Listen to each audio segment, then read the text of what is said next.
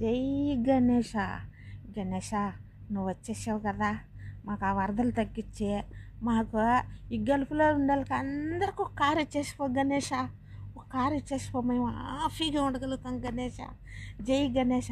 గణేష, మాకేం పూజల్లో గిని గణేష.